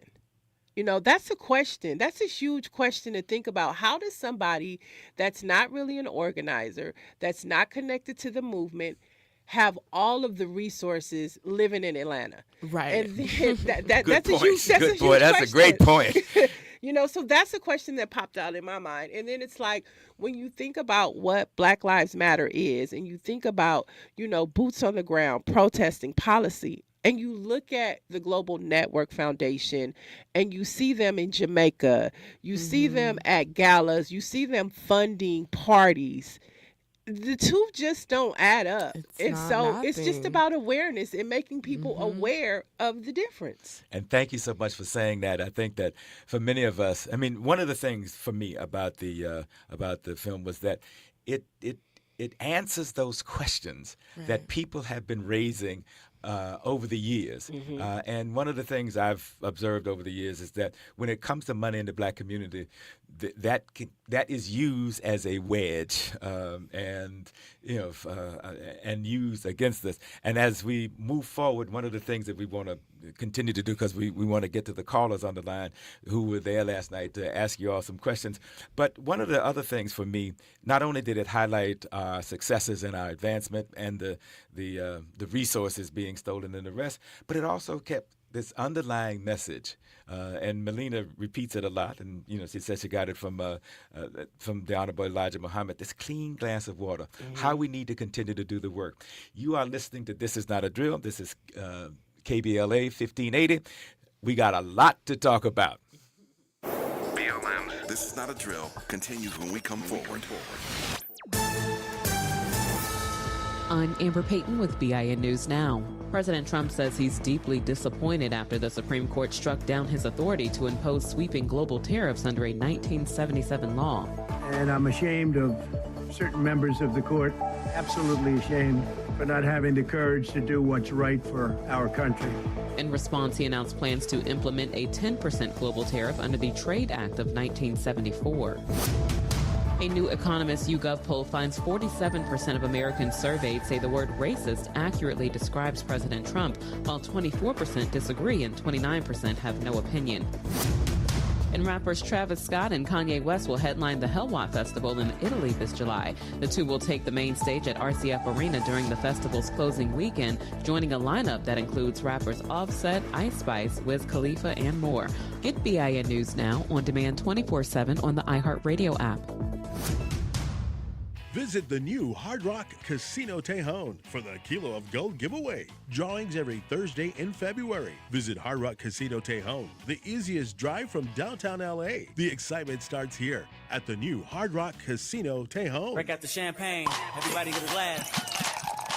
Tavis Smiley is now ranked number 16 nationally and the highest rated talk show hosted by an African American on the 2025 Talkers Heavy 100 list of the most important talk radio hosts in the nation. Last year, Tavis ranked number 33, and the year before, number 45. The Tavis Smiley Show has rapidly expanded its national syndication to now include nearly 50 radio stations across the country and counting. Congratulations, Tavis. Yay, yay! Hear that? That's the sound of your life. Perfectly imperfect. Beating in rhythm to the world you've created. But every time you drive after drinking, the music gets drowned out. Your life sounds pretty great. Don't let a buzz ruin it. Buzz driving is drunk driving. Don't drive buzzed. A message from NHTSA and the Ad Council. An official message from Medicare. Couple more minutes, and we'll start this month's book club. You know, I usually love a plot twist, but this year, I'm comparing my options during Medicare open enrollment. You can't assume your current health or drug plan is the best one for you. And you gotta make sure your drugs are covered. That's important. So is saving money. Review all your options at Medicare.gov. Open enrollment ends December 7th. Paid for by the U.S. Department of Health and Human Services. If a Lenovo computer for your business is on your holiday list, don't shop around. Just go directly to the source, Lenovo.com. It's your last chance to get exclusive deals on the PCs you want for your business, like the ThinkPad X9 14 Aura Edition and Yoga 7i 2-in-1. So avoid all that shopping chaos and price comparing, and just go directly to the source, Lenovo.com, where PCs are up to 35% off. That's Lenovo.com. Lenovo. KBLA Talk 1580. We've got a lot to talk about. Imagine a Los Angeles where everyone can thrive, where communities have access to the resources they need to succeed. That's the vision of Detours Mentoring Group, Inc. They're dedicated to improving life in LA County by providing educational support, employment assistance, and spaces for community engagement. By 2050, they want LA to be the best place to connect, create, learn, live, and play. They're working toward an education system that's well-resourced and culturally responsive, becoming a hub for artists and innovators, and making sure everyone has access to healthy food, quality healthcare, and safe housing. It's about building a future where we all have the chance to succeed. We invite you to learn more about their mission and get involved with Detours Mentoring Group, Inc. This is a community call to action from KBLA Talk 1580.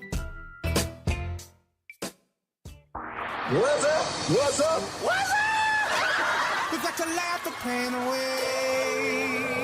Hey, KBLA delegation, happy Black History Month. Around here, we celebrate our culture, our community, and our contributions daily. But this year, as we observe the 100th anniversary of Black History Month celebrations, we're excited about our annual KBLA Talk 1580 Black History Month Luncheon, honoring comedy greats. On Thursday, February 26th at the Grammy Museum in downtown LA, we're toasting D.L. Hughley, Melanie Camacho, Earthquake, Munell, Dion Cole, and Martin Lawrence with a surprise guest appearance. A limited number of individual tickets for the luncheon remain, so now would be a good time to head to KBLA1580.com to secure one for yourself. That's KBLA1580.com. A little laughter goes a long way, especially in times like these. So come, join us for our annual KBLA Talk 1580 Black History Month Luncheon, Thursday, February 26th at the Grammy Museum. Again, tickets are available right now at KBLA1580.com. Well, I hang around my boy. He's been married for 6 years. Videotaping his wedding day, never watched it. Now and every day he watch it every day, but he watch it in reverse. Because he said he loves seeing himself take that ring back off of that finger. Walking back down that aisle, just waving at her ugly mother down the church. Getting back in the limo, back at the bachelor party. Look how happy I was. KBLA Talk 1580 thanks LA City Council members Curran D. Price Jr. and Heather Hutt for being the presenting sponsors at this year's Black History Month Luncheon. Honoring excellence, resilience, and achievement, we're KBLA Talk 1580. You're listening to BLM's This Is Not a Drill. Now, back to the conversation. I may be poor, but I am somebody. I may be on welfare, but I am somebody. I may be in jail, but I am somebody. I may be uneducated, but I am somebody. I am black, beautiful, proud. I must be respected. I must be protected. I am somebody. Yes, we are. And I was just saying, I can remember riding in the car and discussing that with Reverend Jackson about the need to uplift our people and how to do it. And I think nobody did it better than he did. Welcome back. This is KBLA Talk 1580, and This Is Not a Drill. And we're talking with Neil Anderson and about the premiere of Black Lives Matter's film last night at Pan-African Film Festival. I'm going to jump right to the phones because I see Miss Sheila Hines is on the line waiting to talk to us. Sheila, welcome to KBLA Talk 1580. Please, you were featured last night in the movie. So talk to us a little bit about what that was like. Sheila? It was Thank you, Barbara Keeley. It was mixed emotions because it was emotional. It was education, educating us, and one thing that made me just stays in my mind that when Dr. Molina went to Jackie Lacy's door, and that I think that was my first time seeing that actually happen. They showed it on the news, but just to see it so clearly right there, it just touched me. And I am grateful that, the ones that can't make it out, and there you guys are, Black Lives Matter with Melina and everybody, doing stuff like that, standing up to these folks that's doing us wrong, doing us no justice, and they must go. And Black Lives Matter has been a part of my family for 10 years, and I really appreciate it. The film was very awesome. It told the story that people need to know about. Because a lot of people ask me, oh, Black Lives Matter, they got all that money about the house. I said, you don't know the story. You listen to one side of it. And so sometimes I had to break it down and tell them, listen, it's like this. And my ex-husband, we got into it because he had told me, be careful of the organizations you get in. And I'm like, you know nothing about it. So, I'm just going to dismiss you, from what, when people come to me like that, I try to explain it to them, try to tell them. But being there was a perfect time to know exactly what happened with the people that living their best lives and the people with the boots on the ground. And I appreciate that so much. It was well put together.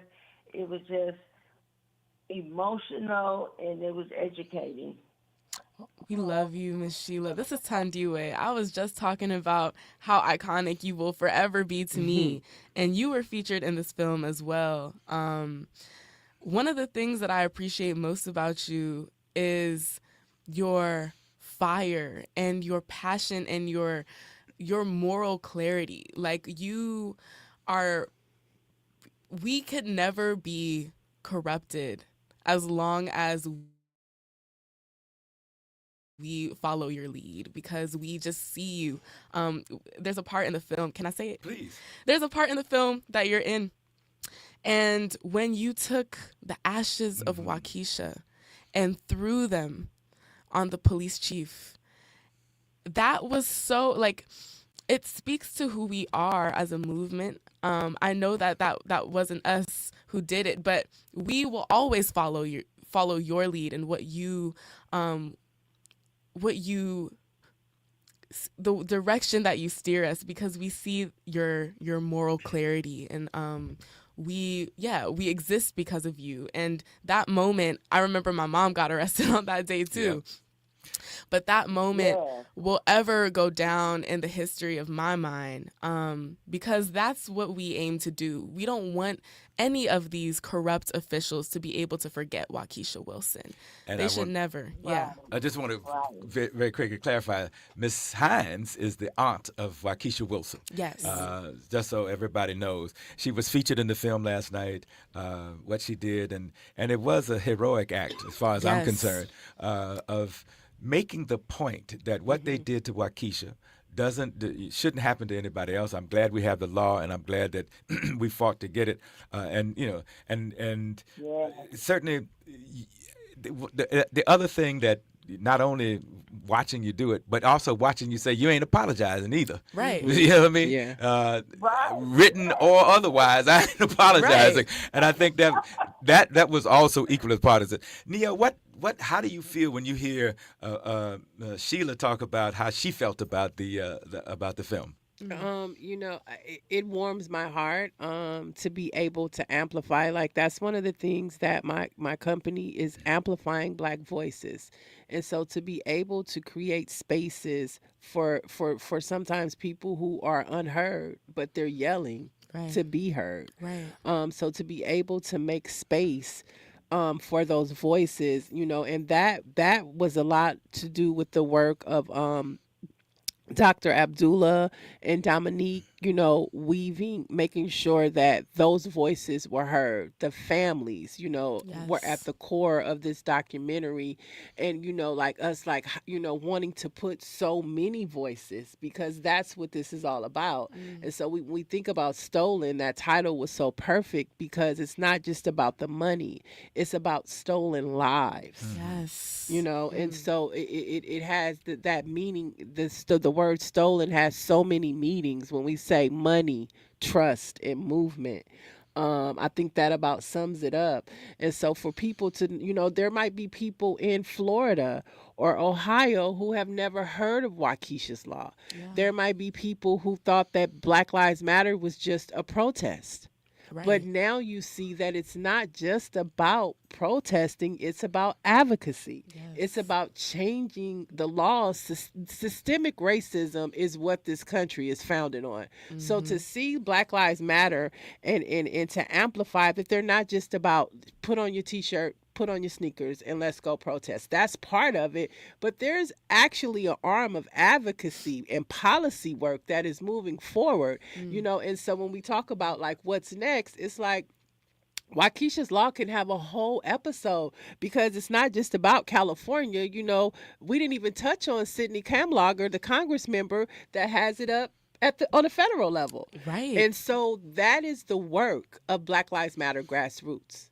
And so I hope that answered your question. No, I think it more than answered it. I mean, one of the things that I was asked to do, because I have this historical context. I mean, one of the things that I think we missed in most of the Black Power era is that we didn't focus on public policy.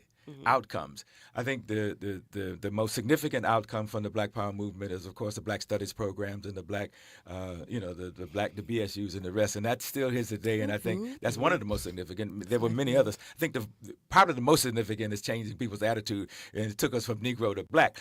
But we didn't focus on creating public policy. I think one of the lessons we've learned is how do we do that? That's why we have a public policy coordinator that looks at that, because it's not enough to, Black Lives Matter is Black-centered, demand-driven, and direct action focused.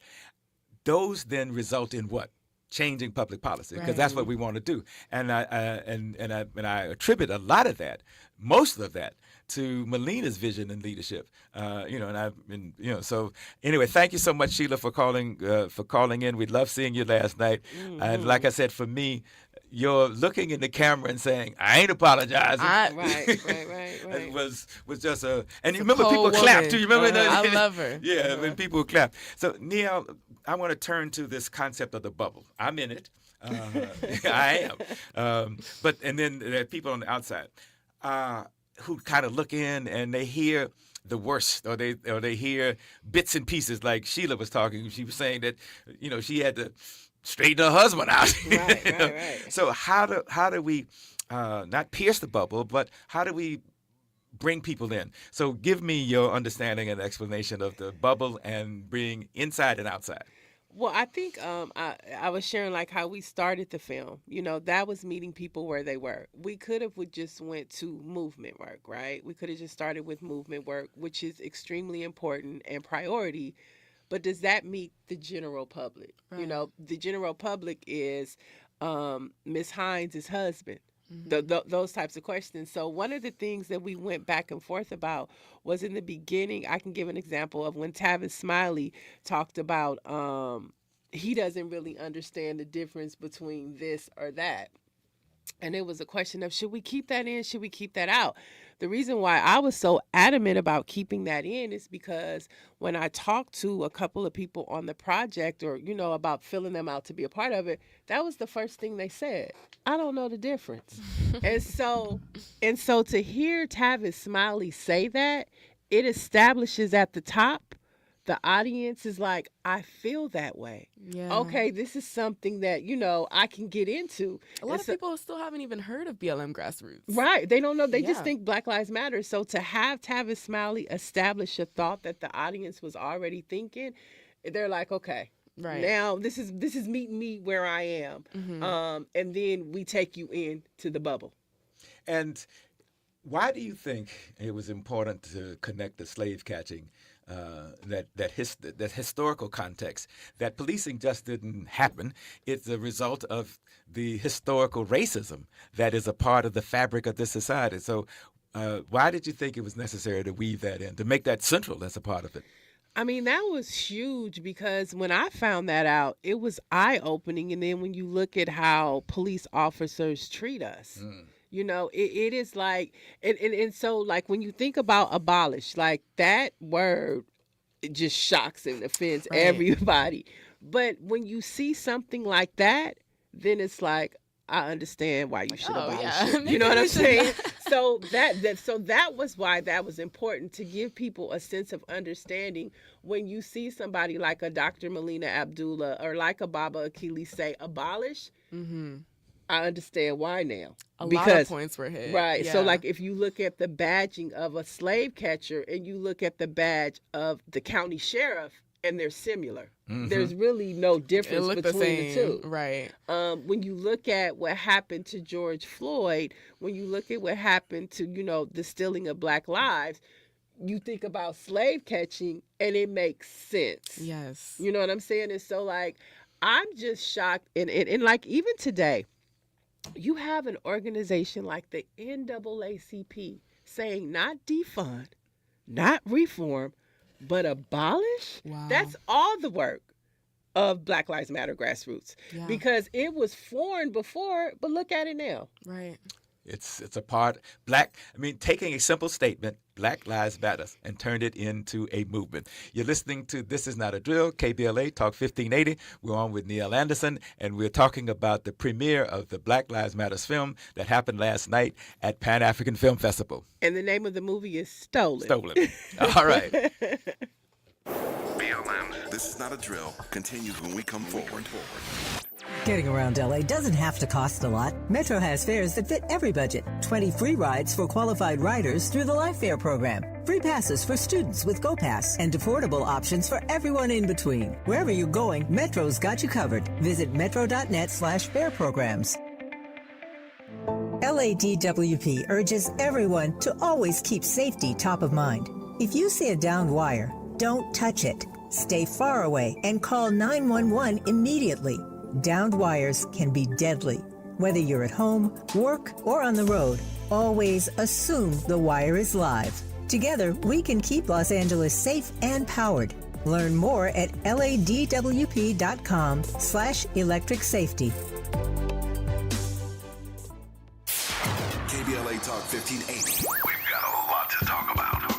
KBLA Talk 1580, connecting you with services and solutions. At the heart of the Al Wooten Center's mission for good citizenship and academic excellence is a desire to ensure that every student avoids the kind of lifestyle and overcomes the kinds of challenges that led to the murder of Al Wooten Jr. In 1990, founder Myrtle Faye Rumpf opened the center in honor of her son's life. In 2026, they are serving more than 300 students in grades 3 through 12 annually online and on site at their youth center and other sites in the South LA area. The Al Wooten Jr. Youth Center takes a neighborhood approach to the revitalization and empowerment of a community in crisis. The Wooten Center provides free after-school and summer programs to help students in grades 3 through 12 attain grade-level proficiency and promotion, high school graduation, and college and career access and success. The Al Wooten Center focuses on academics, STEM, the arts, and so much more. Join them for an enriching experience that sparks creativity and nurtures young minds. Tap in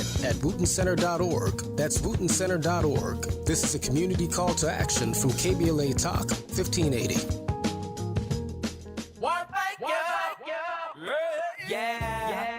California Crusader newspaper would like to thank all of our subscribers for their support throughout the years, proudly serving the South Los Angeles and South Bay areas for more than 40 years. The California Crusader is a multicultural, black-owned, adjudicated newspaper that focuses on providing newsworthy information to the people in our community.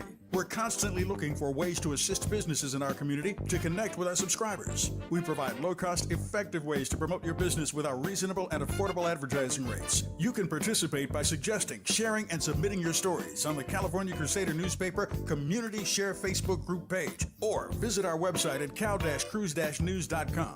That's calcruisenews.com. Then click on the Submit Now button located on the top right corner of the homepage, or text CCN to 42828. Again, text CCN to 42828. The California Crusader newspaper, working together to build a better community for our future. Subscribe today.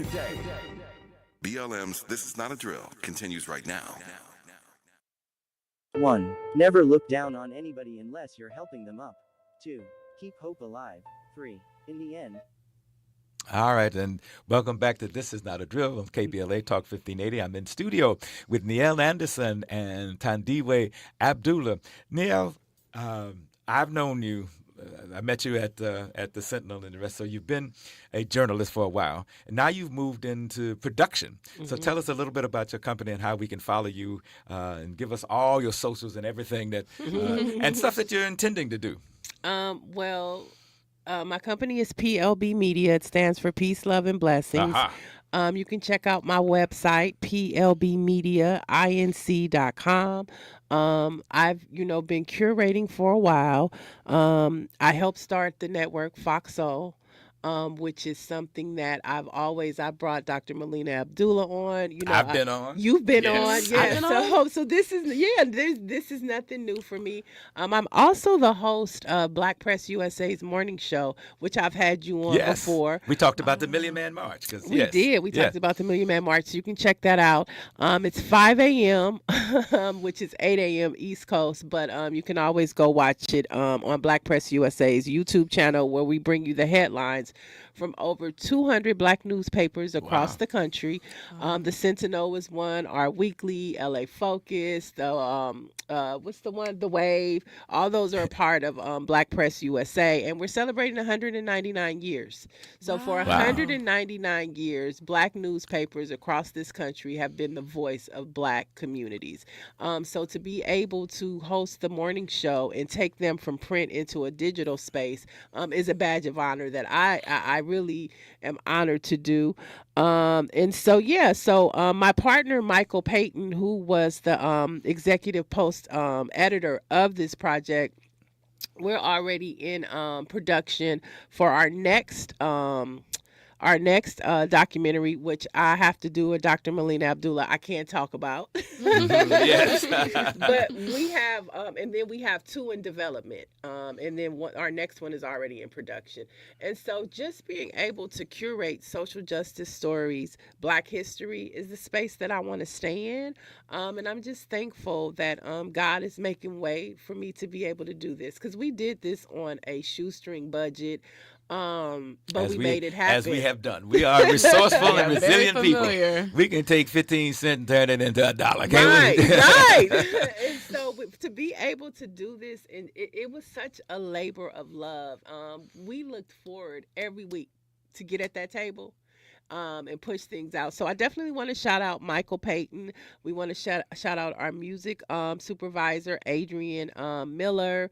Of course, Philip. Yes. And then Aaron Taylor, who's been with me since 2010. He's been on my team since 2010, and he did an excellent job of editing Stolen. Thank you to everyone who made that possible. And thank you to you. Yes. If no one has thanked you, thank you. You're welcome, and I'm honored. I've been a supporter of Black Lives Matter since the inception of it. But like just from, a journalist perspective, I remember when it first happened, I used to run the J Spot Comedy Club. I would have Black Lives Matter comedy shows. and call Melina. This was back then. And like, I'm going to give some of the proceeds to you. And so that's how far back me and Melina go, Dr. Abdullah. And so I've always been a supporter, and I've always paid attention. And like I said, I've been on both sides. Yeah. And so to be able to see both sides, I think that's why I was so passionate about telling the story, because it really pissed me off at the way that things, fizzled out. And, I mean, it's all good. People start out with good intentions and then things happen. Right. But this is why we need morally clear Black media who will tell our side of the story and who will try and work with us and try and connect to that other side as well. So we appreciate you, Ms. Niele, and everyone who works with the Black press. And we want to leave you with some calls to action to get involved and to do the work to make Black Lives Matter, because that's what it's really all about at the end of the day. This is just something that, this was fun. This was, but I mean, it was also work. But it was about the work that we do. And so we're inviting y'all all to come in and to come out to end police associations every Wednesday. Every Wednesday. I'm so glad Baba Keely's here to do it, because when I try, I can't. But every Wednesday at 4 p.m., 211 West Temple Street, we will be outside. We outside every week. And we're launching our No More McDonald. It's not as catchy as No More, but we're getting rid of McDonald. That is our new campaign. LA. Fire McDonald. Fire McDonald. Very straight to the point. So come out and demand accountability from our city. And we're demanding that McDonald be fired. 2, you can follow the work of Black Lives Matter Grassroots at BLM Grassroots and BLMLA at BLMLA on Instagram. And I believe it's the same on Twitter as well. And then just a reminder that the 5 years of BSAP celebration is happening on February 28th. It's going to be a day of workshops, panels, I'm on one of them, and art to celebrate 5 years of the historic Black Student Achievement Plan, which young people like myself and my comrades helped to create. It will be at the Crenshaw Mall, 3650 West Martin Luther King Jr. Boulevard. And please make sure to do the spirit work that is necessary. Pray for the families. Pray for the success of the Fortson family and trial, and just peace and power for the movement. And I want to thank our guest, Niele Anderson, for showing up, and Tandiwe. This program is produced. The tech is of course, our own Philip Jackson, and we are grateful to the KBLA family. This show is produced by Dr. Melina Abdullah, Tyler Boudreau, Megan Castile, Philip Jackson, Natalie Burke, and Kim Holmes. And Simeon on the boards, and he always does a hell of a job. Thank you so much. This is Not a Drill, KBLA Talk 1580. We out. KBLA 1580 Santa Monica.